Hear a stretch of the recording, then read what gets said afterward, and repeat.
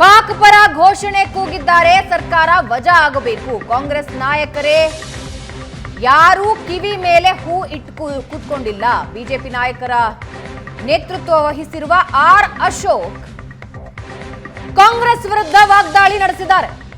ಪಾಕಿಸ್ತಾನ ಜಿಂದಾಬಾದ್ ಅಂತ ಘೋಷಣೆ ಕೂಗಿರುವಂಥದ್ದು ಅದು ರಾಜ್ಯಸಭಾ ಕಾಂಗ್ರೆಸ್ಸಿನ ರಾಜ್ಯಸಭಾ ಅಭ್ಯರ್ಥಿ ಗೆದ್ದ ಮೇಲೆ ನಾಸೀರ್ ಹುಸೇನ್ ಅವರ ಬೆಂಬಲಿಗರು ಬಂದು ಇಲ್ಲಿ ಪಾಕಿಸ್ತಾನ ಜಿಂದಾಬಾದ್ ಅಂದರೆ ಇನ್ನು ಕರ್ನಾಟಕದ ಜನರ ಸೇಫ್ಟಿ ಏನಿದೆ ಇಲ್ಲಿ ಎಲ್ಲೋ ದಾರಿಯಲ್ಲ ವಿಧಾನಸೌಧ ಒಳಗಡೆನೆ ಕೂಗ್ತಾರೆ.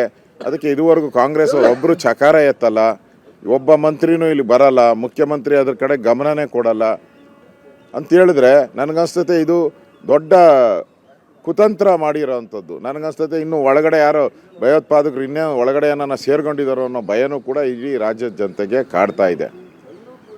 ಇದೊಂದು ರೀತಿ ಭಯ ಬೀಳಿಸುವಂಥ ಮತ್ತು ಇಡೀ ರಾಜ್ಯ ದಿಗ್ಭ್ರಮೆ ಆಗೋಟಿದೆ.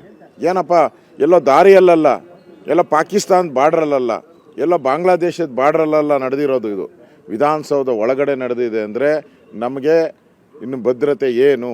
7.5 ಕೋಟಿ ಜನರಿಗೆ ಭದ್ರತೆನೇ ಇಲ್ಲ ವಿಧಾನಸೌಧದಲ್ಲಿ. ಆದಮೇಲೆ ನಮ್ಮ ಭದ್ರತೆ ಏನು? ಕಾಂಗ್ರೆಸ್ ಅವ್ರು ಯಾಕೆ ಸುಮ್ಮನೆ ಕೂತಿದ್ದಾರೆ, ಮೌನವಾಗಿದ್ದಾರೆ? ಮತ್ತು ಅವನು ಬಂದು ಘೋಷಣೆ ಕೂಗಿ ಇಲ್ಲಿ ಸುಮಾರು 500 ಜನ ಪೊಲೀಸವರಿದ್ದರು. 500 ಜನ ಪೊಲೀಸವರಿದ್ದರು. ಈ ಪಾಕಿಸ್ತಾನದ ಗಡಿಯಲ್ಲಿ ಈ ಥರದ್ದೇನಾದರೆ ಇಮಿಡಿಯೇಟಾಗಿ ಅವನ್ನ ಶೂಟ್ ಮಾಡ್ತಾರೆ. ಇಮಿಡಿಯೇಟಾಗಿ ಶೂಟ್ ಮಾಡ್ತಾರೆ. ಯಾರು? ನಮ್ಮ ಸೈನಿಕರು, ದೇಶದ ರಕ್ಷಣೆ ಮಾಡುವಂಥ ಸೈನಿಕರು ತಮ್ಮ ಪ್ರಾಣದ ಹಂಗನ್ನು ತೊರೆದು ಆ ಪಾಕಿಸ್ತಾನದ ಬಾರ್ಡರ್.